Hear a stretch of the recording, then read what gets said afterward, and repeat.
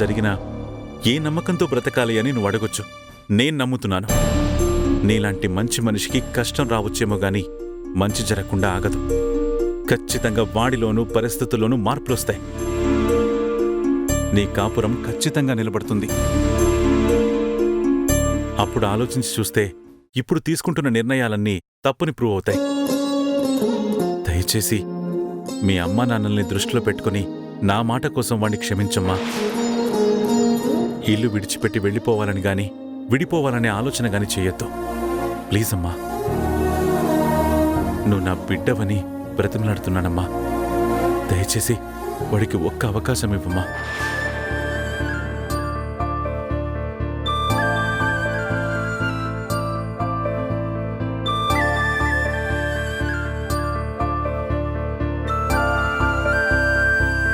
Thanks అమ్మా.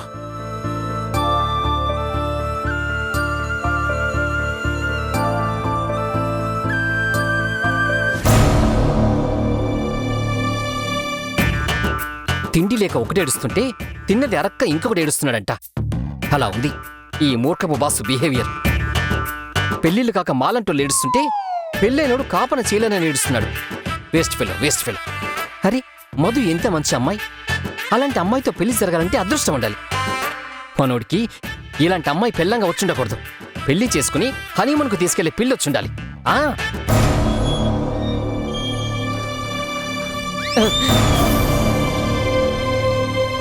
ఓరి దేవుడా, ఒక్క నిమిషం కూడా ప్రశాంతంగా ఉండనివ్వవు నువ్వు.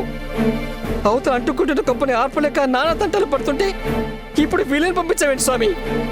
నీ ఎంటర్టైన్మెంట్కి లిమిట్స్ లేకుండా పోతున్నాయి. అమ్మో, వచ్చేస్తున్నారు.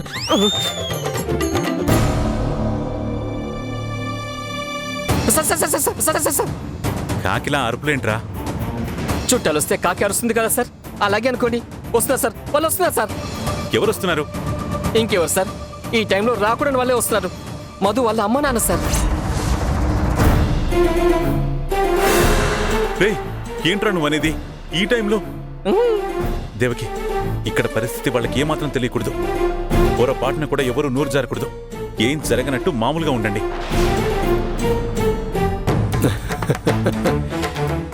వియంకుల వారు నమస్కారం. బాగా సరదాగా ఉన్నట్టున్నారు. నమస్తే వదినా. నమస్తే అమ్మా. నమస్కారం. కోటి, బాగున్నావా? బాగున్నానన్నయ్య. అనుకోకుండా వచ్చారు. కూతురు గుర్తొచ్చిందేమో. మర్చిపోతానే కదమ్మా గుర్తుకు రావడానికి. నిల్చునే ఉన్నారేంట్రా? కూర్చోమ్మా. కూర్చోరమణి.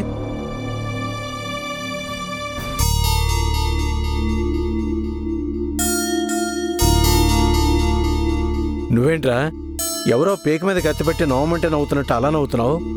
ఏమైనా టెన్షనా? బాసుకు టెన్షనా? అదేం లేదు. ఈ మధ్య ఆలోచనలు ఎక్కువైపోయి నవ్వు అలా మారిపోయింది. సరిగ్గా నవ్వండి సార్. మీరేదో టెన్షన్ పడిపోతున్నారు అనుకుంటున్నారు. నాకేం టెన్షన్ రా. అవును, మీరు వస్తున్నట్టు కనీసం ఫోన్ కూడా చేయలేదు. ఎరా, నా కూతురింటికి రావడానికి కూడా నీ పర్మిషన్ కావాలా?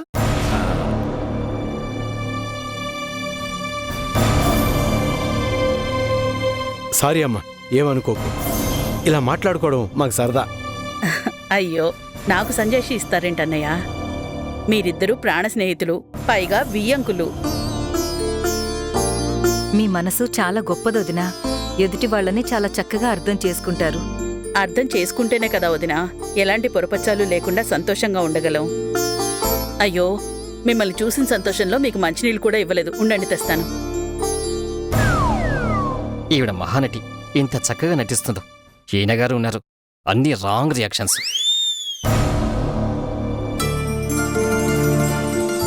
తీసుకోండి అన్నయ్య.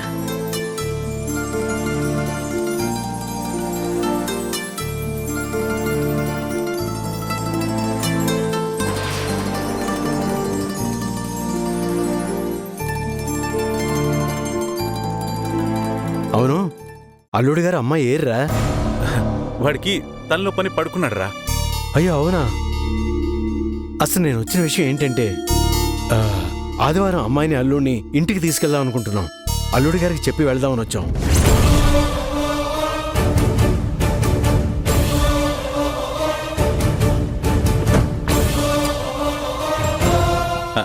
కదరా, నేను చెప్తానులే. దీనికోసం నువ్వు ఇంత దూరం రావాలా? నువ్వు ఒక్కడివే అన్ని పనులు చేసుకోవాలి. నీకు ఆఫీస్ కూడా లేట్ అవుతున్నట్టుంది. నువ్వు వెళ్ళరా, నేను చెప్తానులే. ఒరే రాజా, అల్లుడి గారికి స్వయంగా చెప్పకుండా ఎలా వెళ్తాంరా? వాడు తలనొప్పని పడుకున్నాడని చెప్పాను కదరా. తలనొప్పి ఏమైనా ఇంటి కోడలేంట్రా?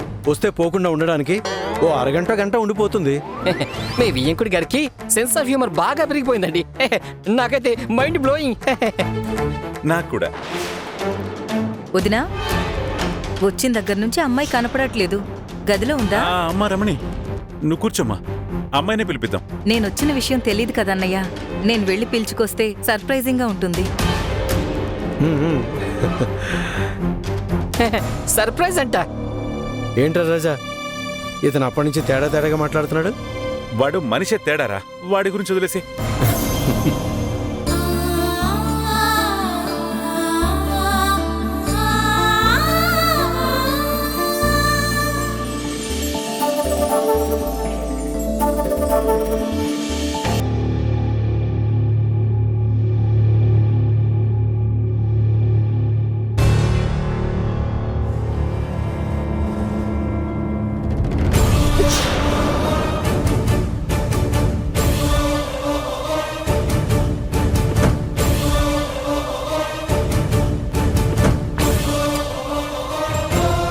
ఎప్పుడొచ్చావమ్మా? నువ్వేడుస్తున్నావేంటే? ఏమైంది? నేను ఏడుస్తున్నానా? నేను ఏడిపించే రకమే కానీ ఏడ్చే రకం కాదని నువ్వే అంటావు కదా. నేనెందుకు ఏడుస్తాను? నీ గొంతులో ఉన్న గాంభీర్యం కళ్ళల్లో లేదే. ఏమైంది? అయ్యో దేవుడా, నా కళ్ళు చూసి ఏదో పసిగట్టేసినట్టు గొప్పగా చెప్పుకోకు. ఏం లేదిక్కడ. మధు, ప్లీజ్ చెప్పవే. నువ్వెంత కష్టం వచ్చినా బయటపడవు. నీకేదైనా కష్టం ఉంటే కనీసం నాకైనా చెప్పు. నాకిప్పటి వరకు ఏ కష్టమో లేదమ్మా. కానీ నువ్వు ఇప్పుడు ఇలా అడిగి కష్టపెడుతున్నావు. ఈ కష్టానికి కారణం నువ్వే. నన్ను మభ్యపెట్టాలని చూడకే. నేను చెప్పాల్సిన సమాధానం చెప్పాను. నీకేం సమాధానం కావాలో చెప్తే అదే చెప్తా. ఒట్టేసి చెప్పు. ఏం లేదు కదూ? అమ్మా, ఒట్టేసి అబద్ధం చెప్పలేమా ఏంటి? నమ్మాల్సింది మనిషిని, ఒట్టుని కాదు. అయితే ఎందుకే నీ కళ్ళల్లో నీళ్లున్నాయి? ఓ అదా, ఇందాక వంటగదిలోకి వెళ్ళి ఓ చేతకాని పని చేద్దామని అనుకున్నాను. మనకి పుష్టిగా తినడం తప్ప వండడం చేత కాదు కదా. తిని ఖాళీగా కూర్చోవడం ఎందుకని గౌరీ అక్క వంట చేస్తుంటే చూస్తూ నేర్చుకుందామని పచ్చిమిర్చి కట్ చేశాను. చేతికున్న కారం సంగతి మర్చిపోయి కంటి దగ్గర దురదేస్తే రుద్దాను. ఇక దాని తర్వాత సంగతి చెప్పాలా ఏంటి? ఓహ్, అంతేనా? చాలా భయపడిపోయానే. అన్నిటికీ భయపడితే ఎలా అమ్మా? అవును, ఏంటి సడన్ గా చెప్పా పెట్టకుండా వచ్చా? నాన్నొచ్చారా? మీ నాన్న రాకుండా ఉంటారా? నీ పేరు చెప్తే చాలు వెంటనే చేతులు రెక్కలైపోతాయి. ఉండు.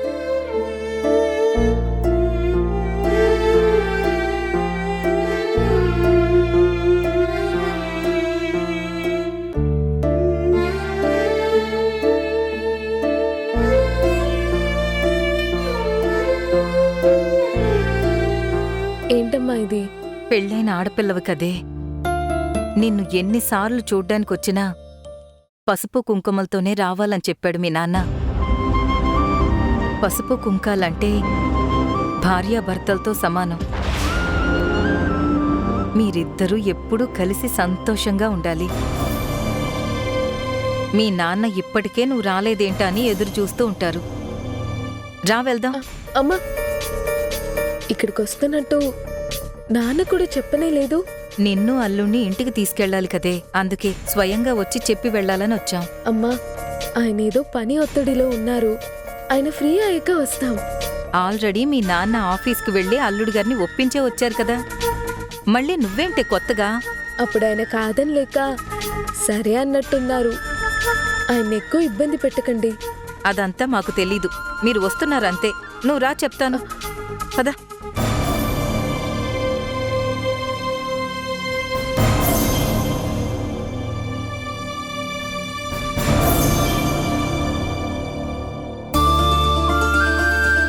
నాన్నా, అమ్మా మధు, ఏంటమ్మా మధు, నిన్ను వెంటనే నా దగ్గరికి తీసుకురాకుండా మీ అమ్మ నీ బుర్ర తినేసిందేంటి? మీకు కూడా కాస్త మిగిల్చాను, మీరు కూడా తినండి. ఏమోయ్, వియ్యంకుల వారి ఇంట్లో ఉన్నాం, కాస్త చూసి మాట్లాడు. కిలోల లెక్కన కావాలా, టన్నుల లెక్కన కావాలా? అందరూ ఫుల్ ఫామ్ లో ఉన్నారు సార్. ఏంటయ్యా నువ్వు? ఎవరైనా సంతోషంగా ఉంటే వారవలేకపోతున్నావు? మరి అంత దారుణంగా మాట్లాడకండి sir. Me sense of humour ని ఎంజాయ్ చేయలేకపోతున్నాను సార్. ఫీల్ అవుతున్నాను సార్, అంతే. ఓహో. రేయ్, కాసేపు నువ్వు సైలెంట్గా ఉండు. అమ్మా మధు, అల్లుడి గారు తలనొప్పని పడుకున్నారంట. ఈ పాటికి తగ్గిపోయి ఉంటుంది. నువ్వు వెళ్ళి పిలుచుకొస్తావా? రే రే రే, నేను వెళ్తాను రా. అమ్మ మధు, మీ అమ్మ నాన్నకి కాఫీ అది ఇవ్వమ్మా. నేను వెళ్ళి వాడి పరిస్థితి ఏంటో చూసేస్తా.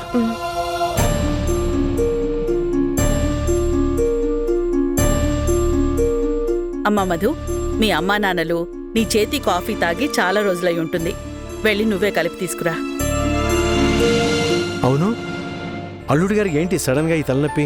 చెప్పి రావాల్సిన చుట్టాలే చెప్పకుండా వస్తున్నారు. ఇక తలనొప్పి చెప్పొస్తుందా సార్? అల్లుడి గారికి తలనొప్పి ఎందుకు వచ్చిందో నాకు ఇప్పుడు అర్థమైంది. నిన్ను పియ్యగా పెట్టుకున్నారు కదా, అందుకు.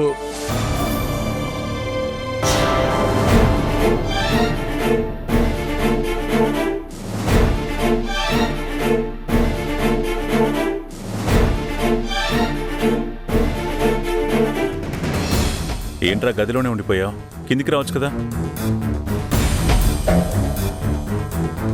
ఏంట్రా వింతగా చూస్తున్నావు? ఏం లేదు, చెప్పు, పర్లేదు.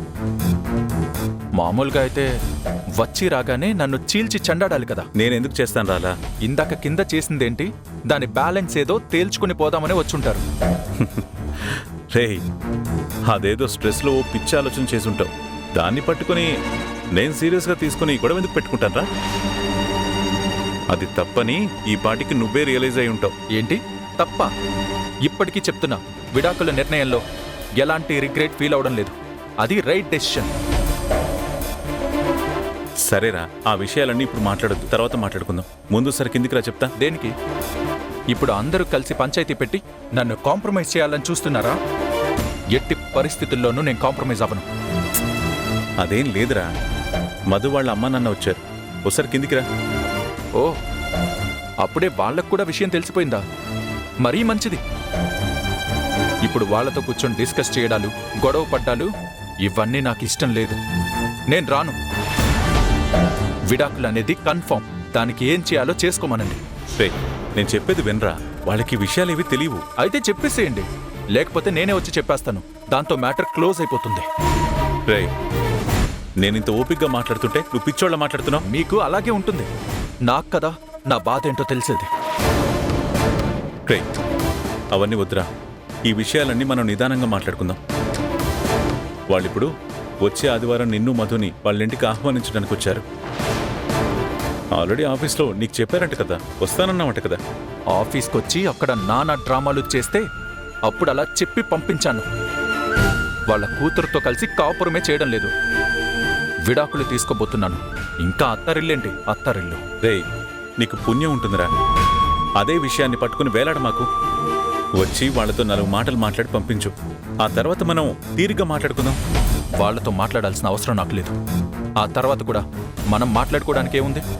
నా డెసిషన్ నేను క్లియర్గా చెప్పేశాను కదా. రే, నువ్వు విడాకులంటే ఒప్పేసుకుంటాననుకుంటున్నావా? అవన్నీ జరగవు.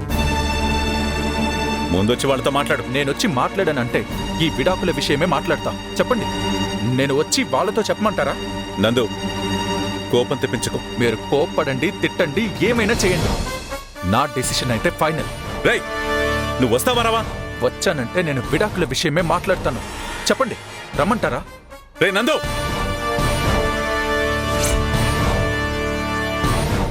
నందు, నువ్వు నా పేషెన్స్ని టెస్ట్ చేస్తున్నావు. దయచేసి ఈ విషయాన్ని ఇక్కడితో వదిలేసే. వచ్చినవాడు కేవలం నా బియ్యంకుడు మాత్రమే కాదు, నా ప్రాణ స్నేహితుడు కూడా. వాడికి ఈ విషయం తెలిస్తే తట్టుకోలేడు. ఓ, మీ స్నేహితుడు బాధపడితే మీరు చూడలేరు, కానీ కన్న కొడుకు బాధపడితే మాత్రం మీకు పర్వాలేదన్నమాట. నువ్వు పిచ్చి ఆలోచనలు చేసి బాధపడుతున్నావురా. అది మార్చుకోమంటున్నా. ఎన్నిసార్లు చెప్పాలి నాన్న? అన్ని విషయాలు నన్ను టార్చర్ పెడుతున్నావు. నేను రాలేను. ఎవరు ఎవరిని టార్చర్ పెడుతున్నారా? నువ్వు నీ ప్రవర్తనతో ఇంట్లో వాళ్ళందరినీ టార్చర్ పెడుతున్నావు. మరో మాట మాట్లాడకుండా మర్యాదగా కిందికి రా. బుద్ధిగా వాళ్ళతో మాట్లాడి పంపించు. నాన్న, దీని తర్వాత నేను రాను అన్న సమాధానం కూడా చెప్పను. This is the final. Please leave me.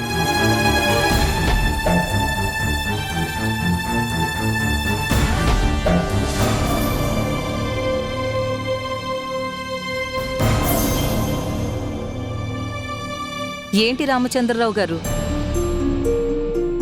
ఎప్పుడో ఒక పూట పంచదార కాస్త ఎక్కువైనా, కాఫీ కాస్త చల్లారిపోయినా ఏంటి పానకం ఇచ్చావా లేదా ఏంటి ఐస్ కాఫీ ఇచ్చావా అని వెటకారం పోతూ ఉంటారు. ఇప్పుడు తొలిసారిగా మీ కూతురు చేతి కాఫీ తాగుతున్నారు. అసలు మాటే బయటికి రావట్లేదు. నా కూతురి చేతి కాఫీ ఎంత బాగుందో చెప్పడం నాకు చేత కాదు రమణి. కానీ నా కూతురి చేతి కాఫీ తాగుతూ ఎదురుగా తన నవ్వుమోహం చూస్తూ గడిపే సమయం ఉంది చూడు, అది నాకు చాలా ముఖ్యం.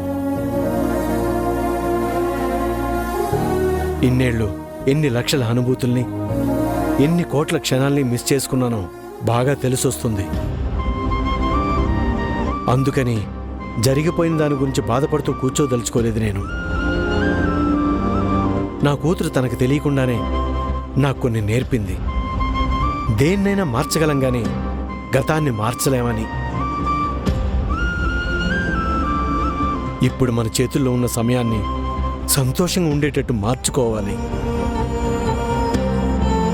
నాకైతే ప్రతి క్షణం మధు కళ్ళ ముందే ఉండాలనుంది. కానీ దాని గురించి నేను తెలుసుకున్న సమయానికి పెళ్ళై అత్తారింటికి వచ్చేసింది. బాగా మిస్ అయ్యాను రమణి. మధు, నిన్ను నేను చాలా అపార్థం చేసుకున్నాను, ఎంతో బాధ పెట్టాను. ఇప్పుడు జీవితాంతో నీకు సారీ చెప్తూనే ఉండాలనిపిస్తుంది. సారీ అమ్మా. ఏంటి నాన్న మీరు సంతోషంగా మీ ఆరోగ్యం చూసుకుంటూ బాగుంటే చాలు. నా ఆరోగ్యమైనా నా సంతోషమైనా నీ మీద ఆధారపడి ఉన్నాయమ్మా. నువ్వు నీ కాపురం బాగుంటే నాకు ఏ లోటు ఉండదు. ఈరోజు నేను నీ ఎదురుగా ఉన్నానంటే అది నీ వల్లే. లేకపోతే నేను ఈ లోకంలో ఉండేవాడిని కాదమ్మా. నాన్న ప్లీజ్. నాకు కోపాన్ని చూపించినంతగా నీ మీద ప్రేమను చూపించడం తెలియలేదమ్మా. ఇప్పుడిప్పుడే తెలుసుకుంటున్నాను. మీరు నన్ను కోప్పడినా అది కూడా ప్రేమతోనే నాన్న. నేనది అర్థం చేసుకోగలను. నువ్వు అందరినీ అర్థం చేసుకోగలవమ్మా. అందువల్ల నీ జీవితం ఎప్పుడు బాగుంటుంది.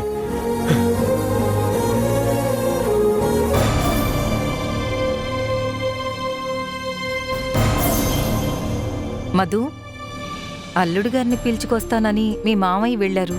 ఇంకా రానేలేదు. నువ్వు వెళ్ళొకసారి చూసొస్తావా? రమణి, రాజా వెళ్ళాడు కదా, రానివ్వు. అంత అర్జెంట్ ఏముంది? అక్క, నేను మెల్లగా రామచంద్ర దగ్గరికి వెళ్ళి నందు ఇలా విడాకులు అడిగాడని ఇన్ఫర్మేషన్ ఇవ్వమంటావా? వద్దు, అలా ఎలా చెప్తావు? కాదక్క, వాళ్ళందరి మీద జాలి చూపిస్తున్నట్టుగా అయ్యో అయ్యో అంటూ కొంచెం ముందు వెనక ఏదో పిచ్చాపాటి మాట్లాడి ఈ ఇన్ఫర్మేషన్ వాళ్ళకు పాస్ చేస్తాను. నందు ఇలా విడాకులు అడిగాడని చెప్తే వాళ్ళ గుండె ఆగిపోతుంది కదా. వద్దు, ఈ విషయం మీ బావకు తెలిస్తే అస్సలు ఊరుకోరు. అయినా చెప్పాల్సిన వాడొచ్చి చెప్తేనే ఎఫెక్టివ్గా ఉంటుంది. కానీ నువ్వెళ్ళి చెప్పడం ఏంట్రా? వాడొస్తాడా? వాడెక్కడొస్తాడు దేవకి? వాడొచ్చే వరకు వీళ్ళు వెళ్ళరమ్మా. ఆ? అయితే ఇదేదో బాగుంది దేవకి.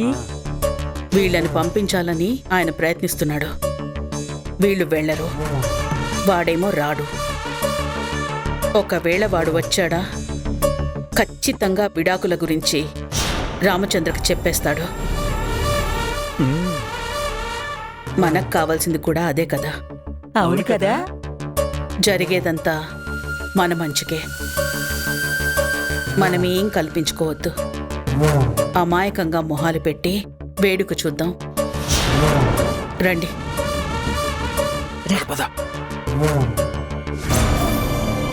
సరేరా, అయితే ఈ విషయం తేల్చుకునే తర్వాత సంగతి మాట్లాడుకుందాం. ఇప్పుడేమంటావురా? చెప్పానుగా, విడాకులు తీసుకుని తీరాలి. అది ఎట్టి పరిస్థితుల్లో కుదరదు. ఎందుకు కుదరదు? నా జీవితం మీద నాకు రైట్స్ లేవా? నేను ఎలా బతకాలో నేను డిసైడ్ చేసుకోకూడదా? నేను తనతో కలిసి బతకలేను. కలిసి బ్రతికితేనే కదరా తెలుస్తుంది తనతో కలిసి బ్రతకాలో లేదో అనేది.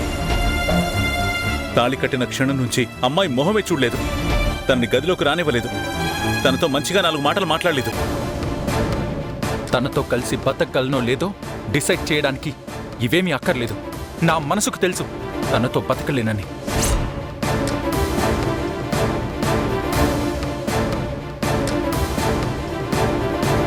అది కాదని బలవంతంగా నన్ను లాక్కెళ్తే నేను ఖచ్చితంగా వాళ్ళకి విడాకుల విషయం చెప్పి ఈ క్షణమే వాళ్ళ అమ్మాయిని తీసుకువెళ్ళండి అని చెప్తాను. చెప్తావురా నువ్వు? ఖచ్చితంగా చెప్తాను. అందులో ఎలాంటి డౌట్ కూడా లేదు. రా వచ్చి చెప్తుగాను రా.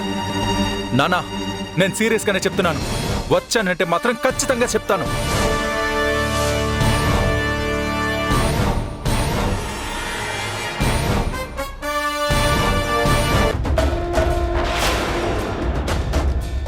మిమ్మల్ని ఆ అమ్మాయిని ఇంటికి ఆహ్వానించి వెళ్దామని వచ్చాం.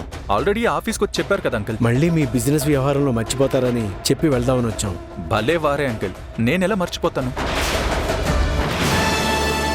విడాకులు కావాలని అడిగిన మనిషి అంతలోనే అసలేం జరగనట్టు మా అమ్మా నాన్నలతో నవ్వుతూ ఎలా మాట్లాడారు? వాడి మనసులో వేరే ఏవో ఆలోచనలున్నాయి.